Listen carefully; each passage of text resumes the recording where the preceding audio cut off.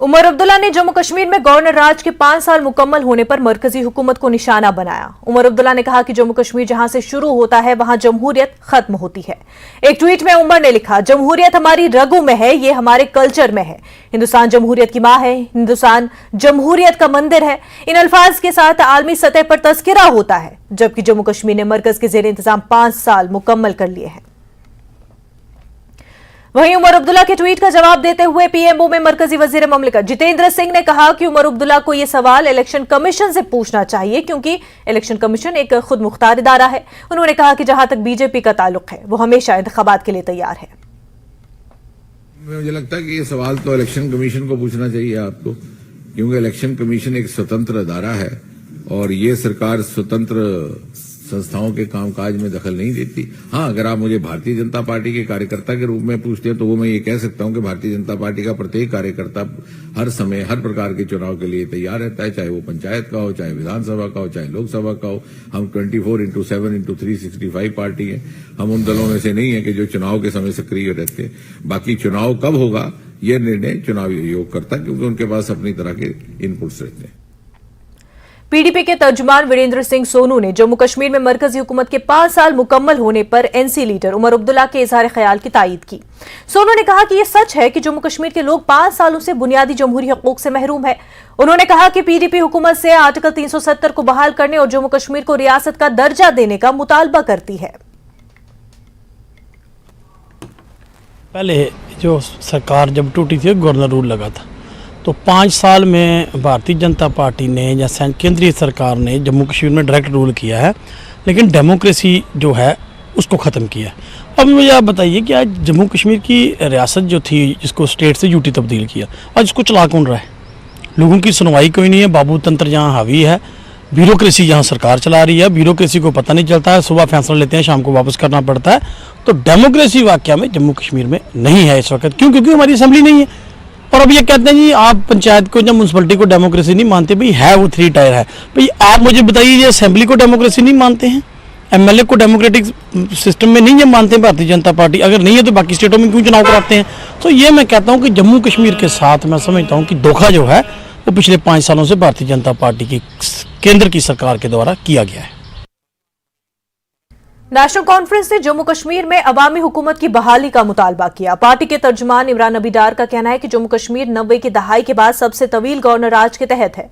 उनका दावा है कि मरकजी हुकूमत यूटी में अमन के बारे में उलझन का शिकार है और जम्मू कश्मीर में असेंबली इंतखाबात पर इलेक्शन कमीशन की खामोशी पर सवालिया निशान है।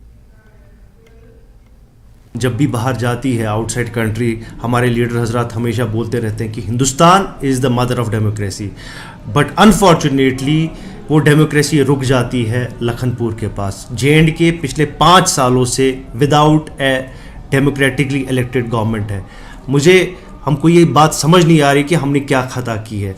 आज 2nd लॉन्गेस्ट प्रेसिडेंट्स रूल है जम्मू कश्मीर में। इससे पहले 90s में हुआ था, जो रहा था कोई ज़्यादा डिफरेंस नहीं है, 5 साल और 9 महीने रहा था वो। अब मुझे लगता है अगर ये और कंटिन्यू करेगा हम उस रिकॉर्ड को भी बीट कर देंगे। उस टाइम पे तो खैर हम मानते थे कि हालात बहुत ही सेंसिटिव थे, मिलिटेंसी पीक पे थी, हालात मतलब अनकंट्रोलेबल सिचुएशन थी। आज मुझे समझ नहीं आ रहा है, गवर्नमेंट ऑफ इंडिया खुद बार बार कह रही है कि आज हालात बेहतर हो गए हैं, स्टोन पेल्टिंग नहीं होती है, लोग नहीं मर रहे हैं, हड़तालें नहीं होती है जो पहले होता था। तो क्या वजूहात है, क्या रीजन है कि यहां पर इलेक्शन, असेंबली इलेक्शन नहीं हो रहा है? सईद बशारत बुखारी ने कहा कि उनके पास सजाद लोन के खिलाफ कुछ नहीं है। पार्टी छोड़ने की वजह जाती नहीं सियासी थी। उन्होंने कहा अभी तक उन्होंने किसी सियासी पार्टी में शमूलियत पर फैसला नहीं किया है, हालांकि उन्हें बहुत पेशकश मिल रही है। बुखारी ने मजीद कहा कि वो वादी में बीजेपी की इंतकामी सियासत के बारे में आवाज उठाते रहे हैं और वो इसमें शामिल होने वाले नहीं है। बुखारी ने कहा कि कोई पार्टी अवाम से बड़ी नहीं है और वो जल्द ही क्रीरी में लोगों से मिलने जा रहे हैं। अगर लोग कहें कि वो एक पार्टी से दूसरी पार्टी में शिफ्ट हो रहे हैं तो उन्हें यकीन है कि यहां के हक में हो रहा है। बुखारी ने सजाद लोन के लिए नेक ख्वाहिशात का इजहार किया। नाजरीन, Jammu and Kashmir peoples Conference जो पॉलिटिकल पार्टी है, पिछले 2 दिनों से काफी ज्यादा खलबली छाई हुई है और उसकी वजह जो है पार्टी के एक सीनियर लीडर बशारत बुखारी साहब का स्टेटमेंट। आपने देखा होगा उनके एक स्टेटमेंट के बाद तुरंत 12 घंटे के अंदर ही Jammu and Kashmir peoples conference के ऑफिशियल ट्विटर हैंडल से एक ट्वीट आता है जिसपे लिखा जाता है कि सईद बशारत बुखारी जो क्रीरी पट्टन से उनके लीडर हैं, रिप्रेजेंटेटिव हैं, उनको पार्टी से बेदखल किया जाता है और उसकी वजह ये दी जाती है कि सईद बशारत बुखारी पार्टी के एंटी एक्टिविटीज में मुलविस थे। कई सारे सवाल हैं, उन सवालों का जवाब आज खुद सईद बशारत बुखारी देंगे जो हमारे साथ जुड़े हुए हैं। हमसे जुड़ने के लिए शुक्रिया। सर, सबसे पहले ये बताएं, what transpired between you and Sajad Lone? ऐसा क्या हुआ? लोग जानना चाहते हैं, यहाँ की पॉलिटिकल पार्टीज जानना चाहती हैं। ये आयरनी हो जाती है। फिर पहले आपका शुक्रिया, आप तशरीफ लाए। आयरनी हो जाती है बिकॉज ऐसा जब आप बाहर आते हैं किसी चीज से, फिर प्रोप्राइटरी डिमांड करती है कि आप ज्यादा ना बोले, मुनासिब नहीं लगता है। ठीक है ना, जहाँ इंसान बैठता है, दिन गुजारे हैं, 2 साल 2 साल गुजारे हैं, बैठे हैं, बातें की हैं, तो देन डजंट लुक नाइस कि आप सारा। हाँ, इतना है कि जाती तौर तो कुछ नहीं होता है, जाती तौर सबसे ताल्लुक है। इवन अगर बाकी पार्टीज भी हैं, उनके लीडर भी जब मिलते हैं तो बड़े गर्म जोशी से मिलते हैं। हाँ, सियासी तौर इख्तलाफात हो सकते हैं और होना लाजिम भी है, जायज भी है, वही ग्रोथ है। और डिस्कोर्स में जब आप डिस्कोर्स करते हैं, बातें करते हैं, डिस्कशंस करते हैं, उसमें अगर आपको लगता है कहीं कि इख्तलाफ है, तो मेरे हिसाब से वो बहुत सेहतमंद चीज है। क्योंकि अदरवाइज अगर इख्तलाफ ना हो, बातचीत ना हो, तो फिर आप डेड हैं, you are a dead person then. तो मैं इसको अच्छी नजर से ही देखता हूं। बशारत साहब, ये कहें हमें, अभी कई सारे लोग ऐसे बात कर रहे हैं, अब यहाँ पे 2024 के इलेक्शंस भी आने वाले हैं, कहीं ना कहीं कोई और पॉलिटिकल पार्टी तो नहीं है जो आपको अप्रोच कर रही है या आप किसी को अप्रोच कर रहे हो? अगर मैं आपको कहूंगा कि कोई अप्रोच नहीं कर रहा तो गलत होगा, लेकिन कहना मुनासिब नहीं है। बिकॉज जब आप मैदान में हैं तो अप्रोच भी, वो भी, ये चीजें चलती रहती हैं। अल्टीमेटली मैं एक ही चीज इसमें सब में देखता हूं कि इंसान सीख जाता है, इंसान का तजुर्बा बढ़ जाता है, नॉलेज बढ़ जाता है, और वो जो नॉलेज होता है अगर वो फिर सही ये इस्तेमाल हो बहबूदी के लिए, या जिस प्लेटफॉर्म पे हम हैं, सियासी प्लेटफॉर्म पे जहां पे लोगों की बहबूदी बहुत इंपॉर्टेंट है, तो अगर उस पर इस्तेमाल हो जाती है, काम आती है, तो बड़ा अच्छा है। लेकिन कहीं ना कहीं मतलब ऐसा जो आपकी कॉन्स्टिट्यूएंसी है क्रीरी में, वहां के लोगों का कुछ रिएक्शन, वो नहीं जानना चाहते कि जो हमारे रिप्रेजेंटेटिव है, ऐसा क्या ही हुआ, क्या वो वहां पे नहीं है? नहीं, एक चीज है कि वहां पे जितने भी हमारे ताल्लुक है, इवन पार्टी के जो साथी हैं, इवन बाकी लोग जो हैं, जो वोट डालते हैं या जो आपके साथ चलते हैं, वो मेरे मिजाज को अच्छी तरह समझते हैं। तो मुझे उन पे एतबार है, उनको मुझ पे एतबार है।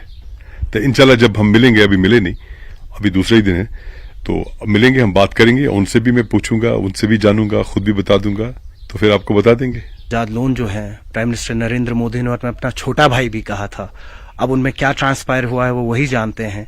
लेकिन कहीं ना कहीं आप भी खुल के ऑफिशियल प्लेटफॉर्म्स जो होते थे आपके, या आप कह लीजिए पब्लिक जो आपकी गैदरिंग्स होती थी, खुल के आप बेखौफ बीजेपी को क्रिटिसाइज करते थे, तो कहीं ये बैकफायर तो नहीं हुआ?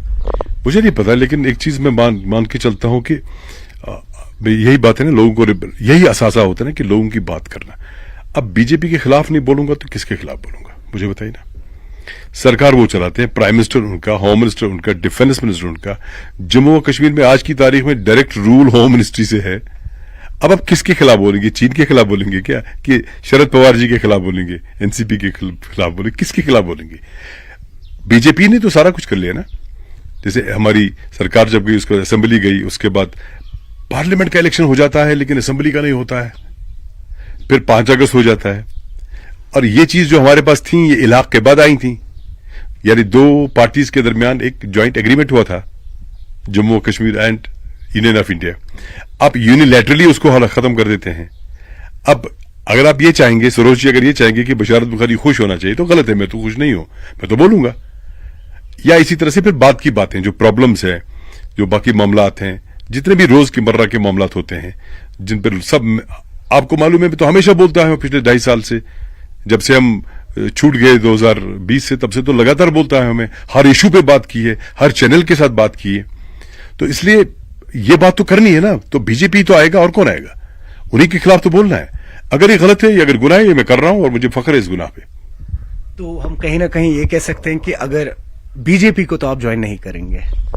मैंने अभी कुछ भी, मैं सवाल ही नहीं, ज्वाइन करेगा तो सवाल ही नहीं। लेकिन भाई जिन लोगों ने लूट लिया आपको, क्या करेंगे आप?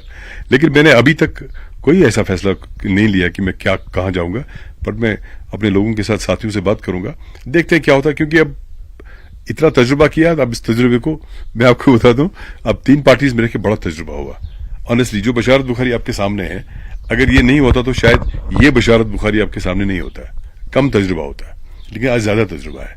तो इसलिए मैं कोशिश करूंगा कि अपनी लेवल पे इस सारे तजुर्बे को, इसकी ये जो जहन की ग्रटा सांच इसमें डाल के, इसमें से जो सोच का जो भी आटा निकलेगा उसकी अच्छी तरह से लोगों की खिदमत की जाए, उसको इस्तेमाल किया जाए, और ताकि अंदर के इंसान को एक। भारतीय जनता पार्टी के यूटी नायब सदर सूफी मोहम्मद यूसुफ का दावा है कि पीपल्स कॉन्फ्रेंस समेत कई सियासी जमातों के लीडरान बीजेपी के साथ राब्ते में हैं और बीजेपी का दरवाजा नेशनलिस्ट आइडियोलॉजी रखने वाले लोगों के लिए हमेशा खुला रहेगा। सूफी यूसुफ ने यह भी कहा कि जम्मू के साथ साथ अब बीजेपी कश्मीर में भी तेजी से उभर रही है और असेंबली इंतखाबात के बाद यहां का वज़ीर-ए-आला भी बीजेपी से होगा कि 2015 में बहुत सारी पार्टियां टूट चुकी है, तो पीसी की बात भी अगर करे तो मुझे लगता है कि उनको भी, जो वहां पे नेशनलिस्ट फोरम है, उनको भी लग रहा है कि हम पीसी में सेफ नहीं है। मोदी जी ने जो दिखाया है, मोदी जी ने जो सबका साथ, सबका विकास और सबका विश्वास वो जीता है, मुझे लगता है कि वो मोदी जी का साथ देने वाले, और हम यकीनन कहेंगे आपको कि आने वाले जब भी यहाँ चुनाव होंगे असेंबली के, भारतीय जनता पार्टी की सरकार होगी और भारतीय जनता पार्टी का सीएम होगा। वाले लोग हैं हमारे साथ आए, हमारे साथ जुड़े, हम उनको अपने परिवार का हिस्सा। नेशनल कॉन्फ्रेंस के सदर डॉक्टर फारूक अब्दुल्ला का कहना है कि आइंदा इलेक्शन जम्मू कश्मीर के लोगों के वजूद के लिए होगा। उन्होंने पार्टी कारकुनों से कहा कि वो अपने वजूद के लिए लड़े। फारूक अब्दुल्ला उमर अब्दुल्ला के साथ गासूबटपुरा में थे।